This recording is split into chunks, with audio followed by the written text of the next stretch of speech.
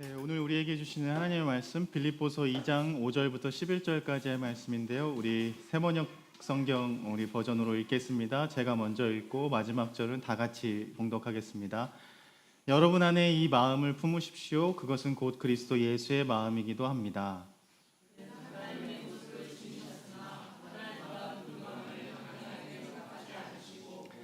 오히려 자기를 비워서 종의 모습을 취하시고 사람과 같이 되셨습니다. 그는 사람의 모양으로 나타나셔서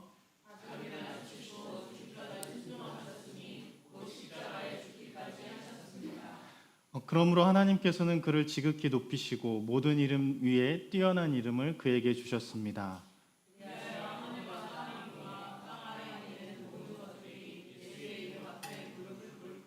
다 같이 봉독하겠습니다. 모두가 예수 그리스도는 주님이시라고 고백하며 하나님 아버지께 영광을 돌리게 하셨습니다. 아멘.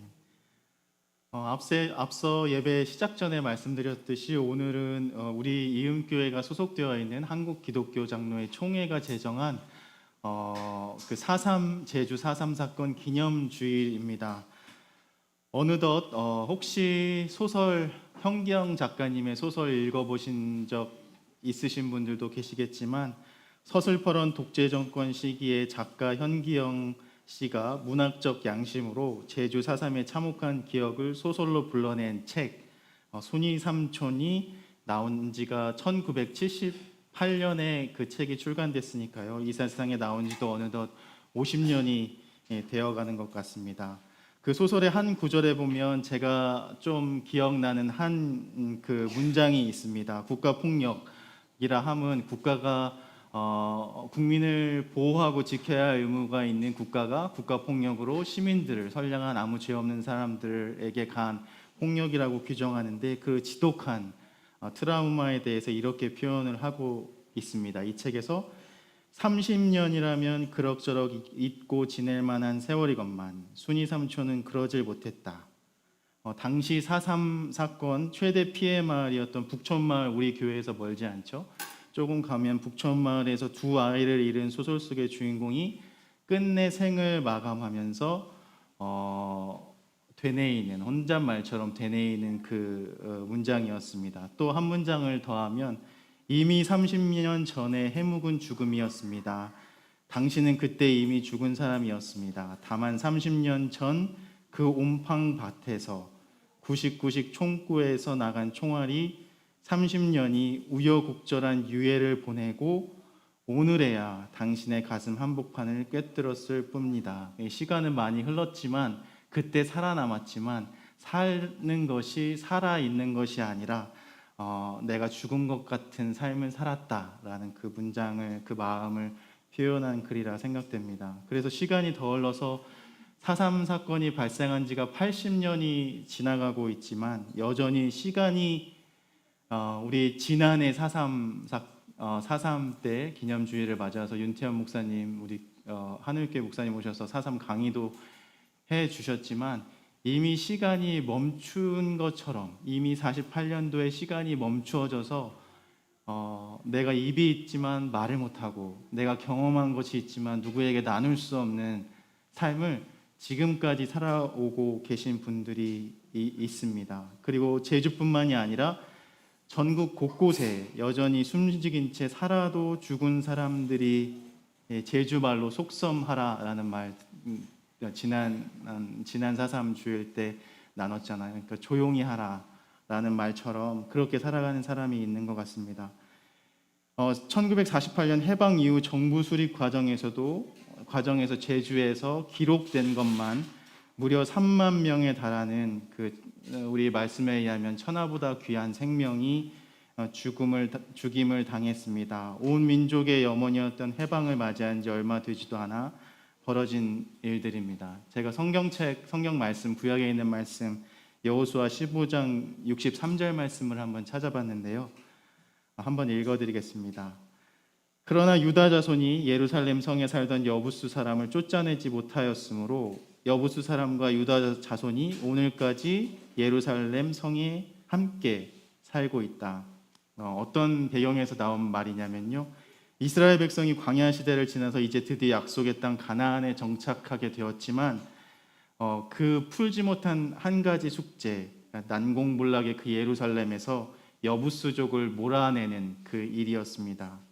결국엔 나중에야 다윗 시대에 이르러서 마침내 이 여부수족을 몰아내고 다윗성을 건축하고 예루살렘을 수도로 삼고 긴 사사 시대를 지나 무려 400여 년 만의 일이었는데요. 그 지파 연합 시대를 끝내고 본격적으로 이스라엘 백성이 이스라엘 요즘 말로 하면 정부를 수립한 그 시기였습니다. 그 모든 것을 이루었던 때에 다윗이 꼭 하고 싶었던 그 일이 있었는데요. 그 해결해야 될 중차대한 문제가 이스라엘 민족의 소위 말해서 정통성 확보를 위해서 어렵사리 가지고 온 하나님의 법궤를 온전히 모실 그 성전을 건축하는 일이었습니다.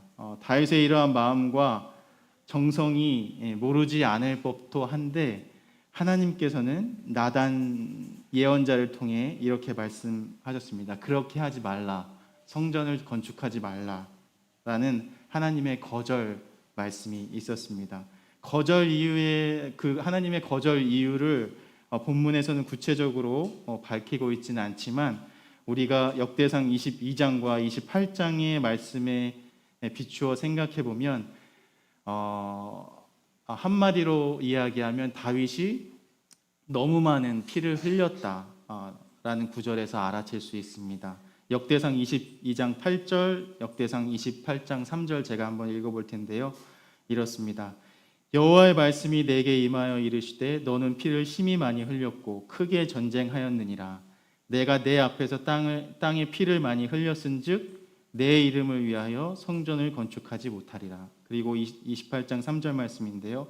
하나님이 내게 이르시되 너는 전쟁을 많이 한 사람이라 피를 많이 흘렸으니 내 이름을 위하여 성전을 건축하지 못하리라 하셨느니라. 여기서 성전이라는 말, 우리가 예배할 공간, 무엇보다 다윗이 가장 크게 중요하게 생각했던 부분이 바로 우리가 이제 다 모든 것이 이루어지고 한 가지 남은 것이 성전 건축인데 하나님께서는 그것을 앞두고 있는 다윗에게 그 마음 어떻게 예배해야 하는지 그리고 어떠한 마음으로 그 성전을 건축해야 하는지 그 과정이 어떻게 해야 되는지 그 앞으로의 성전 건축의 일들이 어떻게 진행되어야 하는지를 하나님의 뜻과 마음을 조금 이야기해 주시는 대목이라고 할 수 있습니다. 요즘 중동 지역에서 일어나고 있는 미국과 이스라엘, 팔레스타인 지역 여러 날 사이에 일어난 전쟁에 있어서도 우리가 매일매일 들려오는 그 소식을 들으면서도 꼭 새겨 들어야 할 말이라고 생각합니다.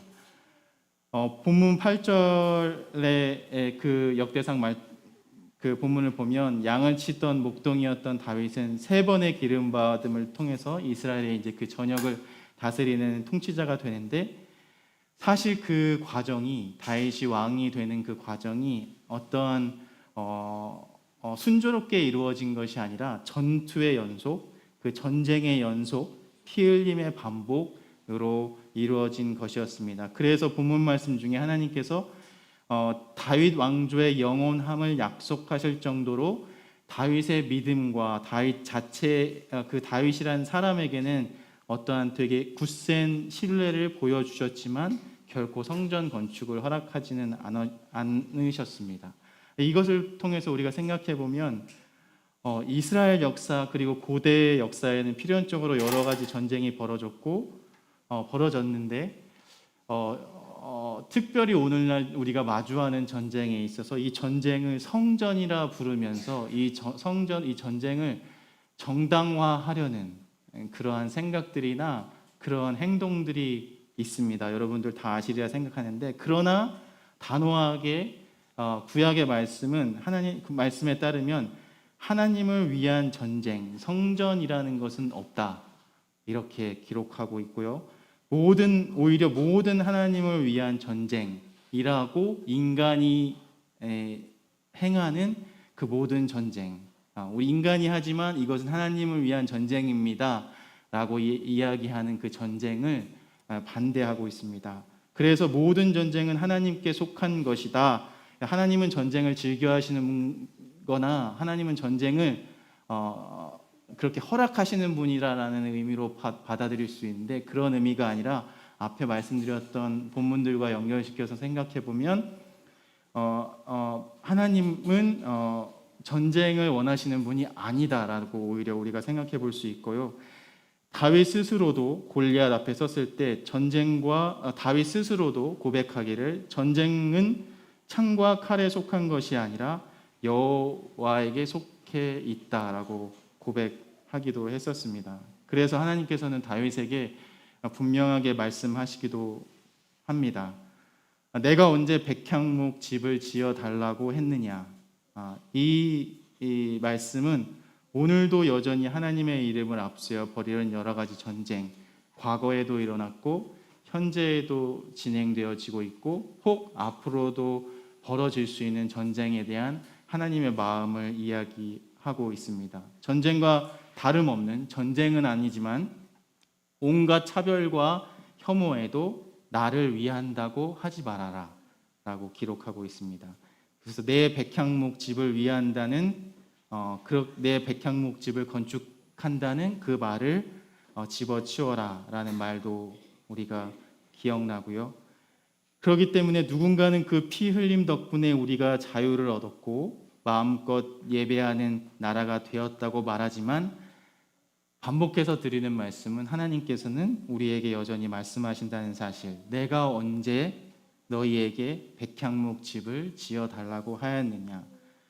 오늘 고난주일을 시작하는 우리 종료주일이고 또 고난주일을 시작하는 우리 이 시간에 맞추어서 우리가 생각해 보면 예수 그리스도의 십자가와 고난 그리고 부활을 깊이 묵상할 텐데요.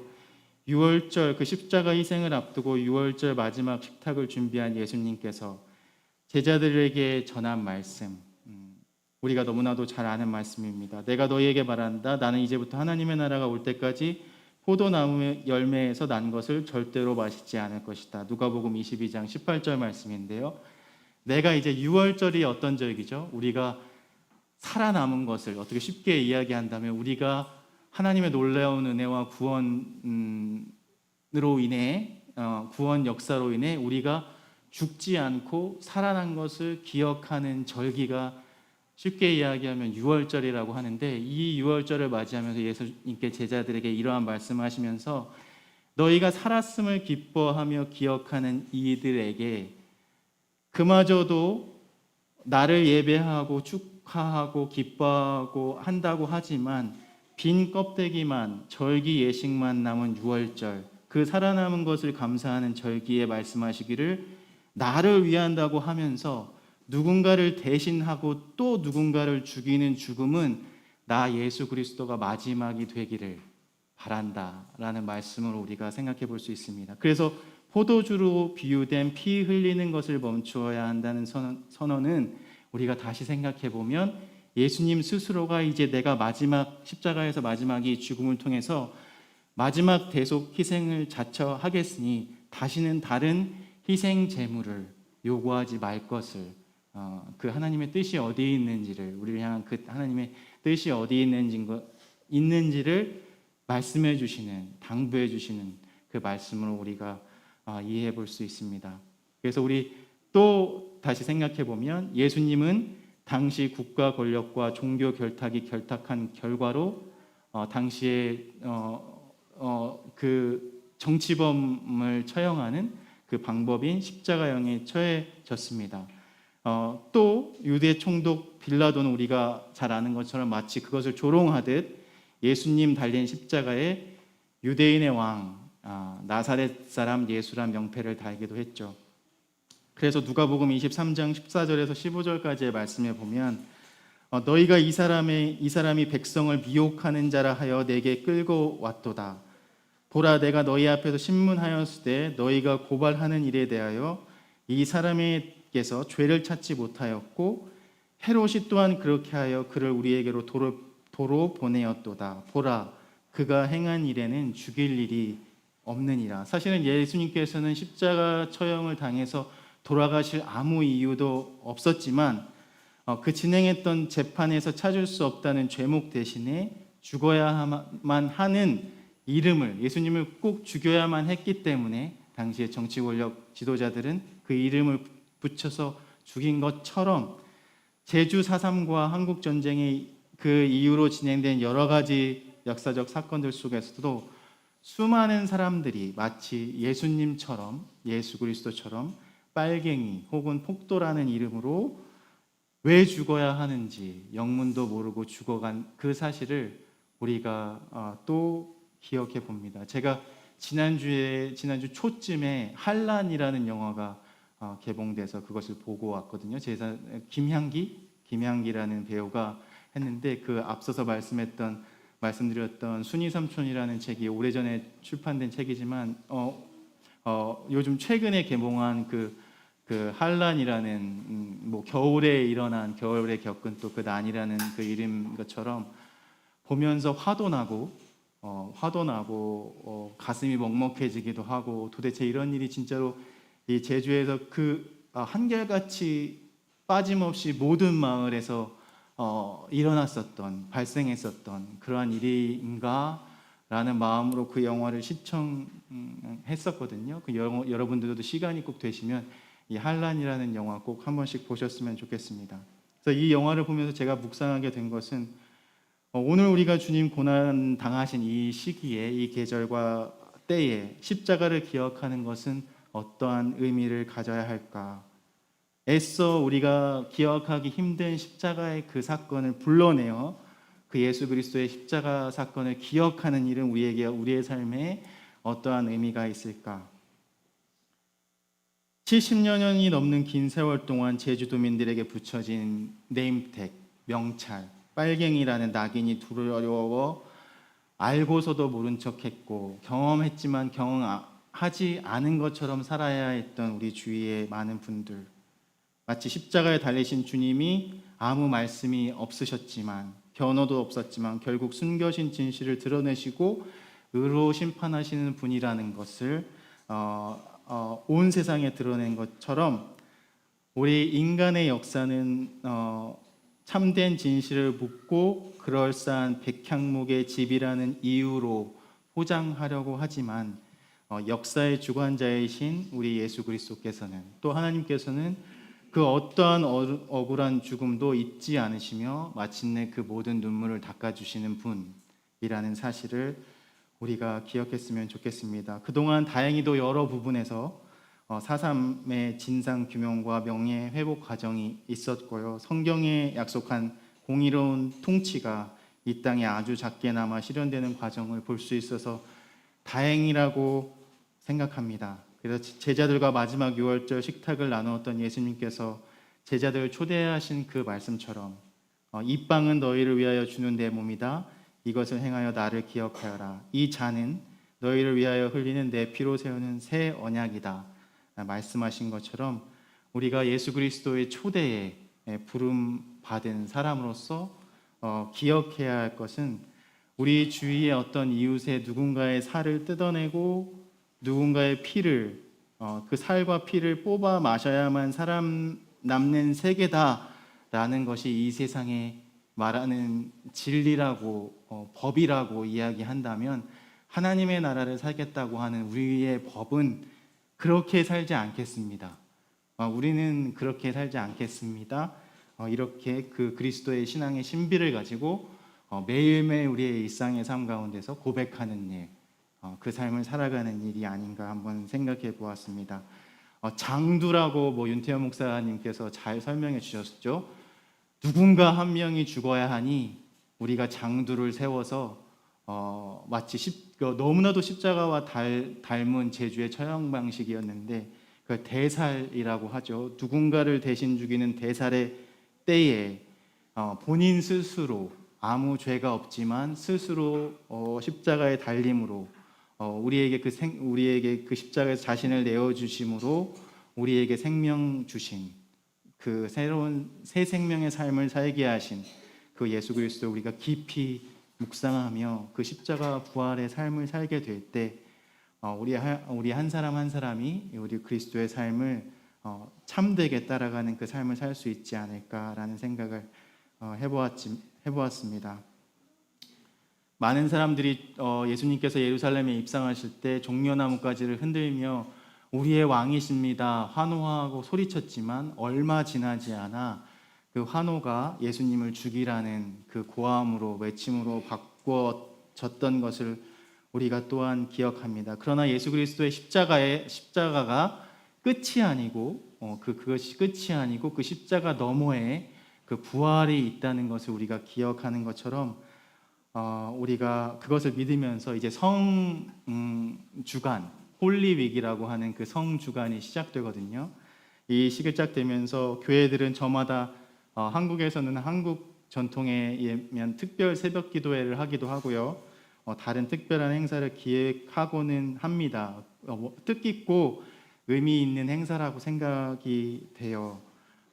그렇지만 사실 오랜 교회 전통에서 성주간의 전반부인 첫 3일 월요일, 화요일, 수요일 동안은 오히려 교회의 어떠한 공적인 모임이나 행사, 기타 모임을 중단해 왔습니다. 전통적으로는 이렇게 한 것은 각자 하나님의 말씀을 개인적으로 깊게 묵상하고 하나님 앞에 홀로 나아가 기도하며 보내기 위함이었습니다. 그래서 1년 중 앞으로 우리가 맞이하게 될 그 주간이 개인 경건의 시간으로는 가장 중요한 시기이기도 합니다. 그리고 나서 성주간 후반부인 또 후반부의 3일 목요일, 금요일, 토요일은 성목요일, 성금요일, 성토요일은 거룩한 3일 트라이둠 세크룸이라고 부르는데 그리스도가 순환당하시고 죽으시고 부활하신 그 사건의 의미가 이 3일에 담겨 있기 때문에 성이라는 그 단어가 앞에 붙거든요. 그래서 이 3일도 사순절의 정점이기도 하고 이 기간에는 기독교 전통에 따르면 기독교인들이 함께 모여서 애찬과 성찬을 나누고 우리가 그리스도 안에 한 가족이 된 것을 기억하며 부활의 아침을 준비하는 그러한 귀한 시간으로 삼은 것처럼 우리 이음교회 성도님들 한 분 한 분 또 가정 그리고 일터에서 우리가 관계된 모든 분들과 거룩의 의미를 우리가 한번 새롭게 생각해 보면서 이러한 그리스도 안에 조금 굳게 더 이렇게 연결되는 이렇게 우리가 서로 연결되고 또 예수 그리스도와 연합하고 하나님과 연결된 되어지는 그러한 참 의미의 거룩의 주간을 지냈으면 좋겠습니다. 매년 돌아오는 이 홀리윅 거룩한 주간을 맞이하는데요. 매년 돌아오는 주간이지만 그때마다 우리는 늘 다른 시간과 상황에 던져 있는 것 같기도 합니다. 어떤 때는 어떤 해를 생각해 보면 너무나도 기쁜 일들이 많았던 주간이기도 했을 테고요. 어떤 해는 가장 절망스럽고 기억하기 싫은 암울한 그 주간이었기도 했을 그러한 기억이기도 했고요. 저는 제가 보낸 그 홀리윅 중에 이렇게 바쁜 주간이 있었나 싶을 정도로 보냈거든요. 제가 이사를 오늘 하기 때문에 이렇게 느껴지기도 했거든요. 아무튼 조건과 환경은 달라도 주님의 부활의 그 시간은 부활의 아침은 우리에게 어김없이 찾아온다는 이 사실, 우리는 이렇게 우리에게 다가오는 어김없이 찾아오는 부활의 아침을 어떻게 맞이하고 이 주간을 살아내야 할까? 이 질문으로 한 주간 살아가며 주님의 십자가 부활의 신비를 놀랍게도 우리의 매일매일 삶 속에서 충만하게 놀랍게 경험하게 되는 저와 여러분 되기를 주님의 이름으로 간절히 소망합니다. 기도하겠습니다. 주님, 여전히 우리 안에 치유되지 않은 상처들이 많이 남아 있습니다. 기억 속에 머물러 있는 고통과 세대를 넘어 끊어지지 않고 계속해서 이어지는 아픔들도 있습니다. 주님, 우리의 힘으로는 할 수 없으나 주님의 은혜와 자비로 어루만져 주시기를 기도합니다. 십자가의 길을 걸으신 예수 그리스도, 억울함과 고통과 그 절망 가운데도 침묵하며 그 십자가의 길을 묵묵히 걸어가셨던 주님을 우리가 이 시간 깊이 묵상합니다. 이제 우리 앞에 놓인 그 십자가의 길을 넘어 부활의 길까지 미움이 아니라 사랑으로, 단절이 아니라 화해로 걸어가게 하옵소서. 주님, 이 땅 가운데 정의가 강물처럼 흐르게 하시고 진실이 가려지지 않게 하시며 용서와 화해의 길이 열리게 되기를 간절히 소망합니다. 아직도 여전히 누구에게도 말 못할 아픔을 경험하고 아직도 과거의 사활을 살아가는 이들에게 하늘의 평안을 더하여 주옵소서. 우리의 신앙이 가벼운 말에 머물지 않게 하시고 행동하며 실천하는 믿음으로 이어지게 하옵소서. 이 시간 주님께 나아오며 우리의 마음을 담아 봉헌한 손길들이 있습니다. 우리가 드리는 정성과 헌신을 받아주시고 하나님의 나라와 의를 이루는 데에 귀하게 사용하여 주옵소서.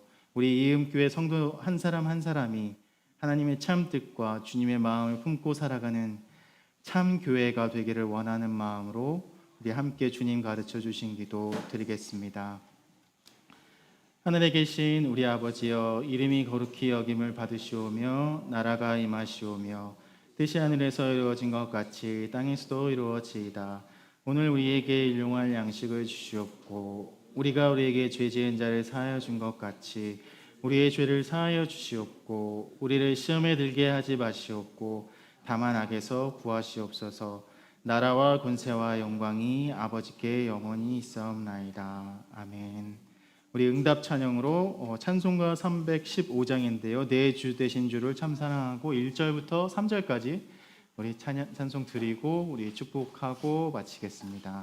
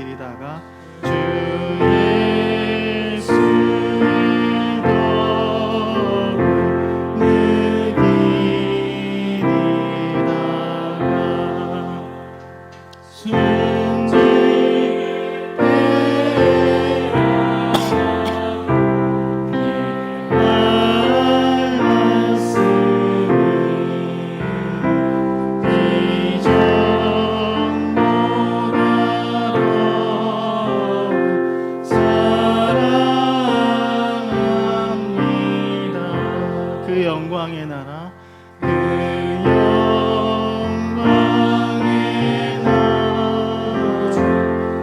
사랑하사 그 풍성한 은혜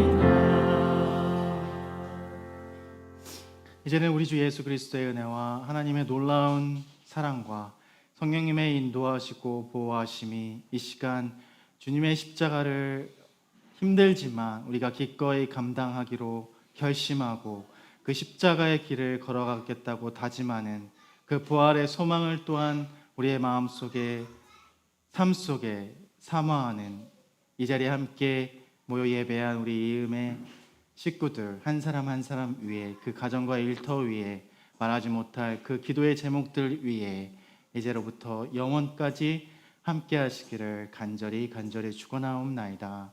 아멘.